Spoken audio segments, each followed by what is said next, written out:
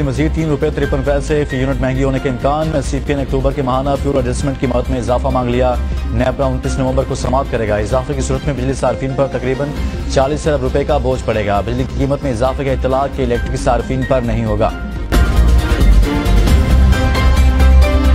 अल अजीजिया और Avenfield references में नवाज शरीफ की सजाओं के खिलाफ अपीलों की समाअत आज होगी। इस्लामाबाद हाईकोर्ट के चीफ जस्टिस आमिर फारूक और जस्टिस गुल हसन औरंगजेब पर मुश्तमिल बेंच समाअत करेगा। अदालती कार्रवाई के दौरान सिर्फ मखसूस वकला और सहाफियों को कमरा अदालत में जाने की इजाजत होगी।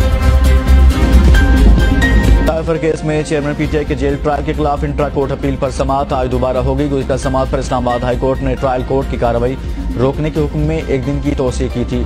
190 मिलियन पाउंड केस में चेयरमैन PTI के जिस्मानी रिमांड से मुतल्लिक समाअत भी आज अडयाला जेल में होगी। चेयरमैन PTI बगैर इजाजत मेरे घर आते थे, पीरी मुरीदी की आड़ में मेरा घर बर्बाद कर दिया। चेयरमैन PTI को अपने घर से निकलवाया तो बुशरा बीबी मिलने बनी गाला जाने लगी।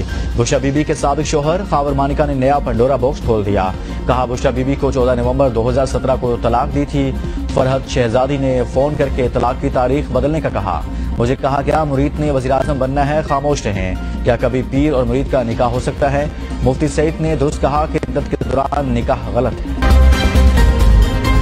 सुप्रीम जुडिशल काउंसिल ने जस्टिस सरदार तारिक मसूद के खिलाफ शिकायत खारिज कर दी। इजलास में जस्टिस मुज़ाहिर नकवी के खिलाफ शिकायत का भी जायजा लिया गया। कार्रवाई पर जस्टिस मुज़ाहिर के एतराज के बाद इजलास आज फिर होगा। इसराइल की वहशियाना कार्रवाइयां जारी। गजा के अल-शिफा अस्पताल के बाद इंडोनेशिया अस्पताल का घेराव, 100 से ज्यादा मरीजों को निकाल दिया।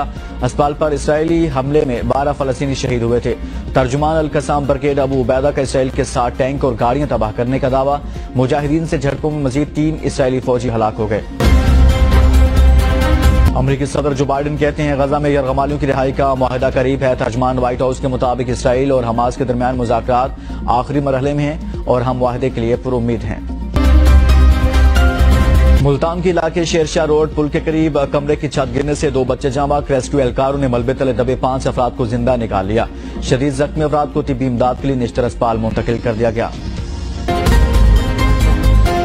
और FIFA world cup qualifying round 2 में पाकिस्तान और ताजिकिस्तान के दरमियान मैच आज होगा। मैच स्पोर्ट्स कॉम्प्लेक्स में दिन 2 बजे शुरू होगा।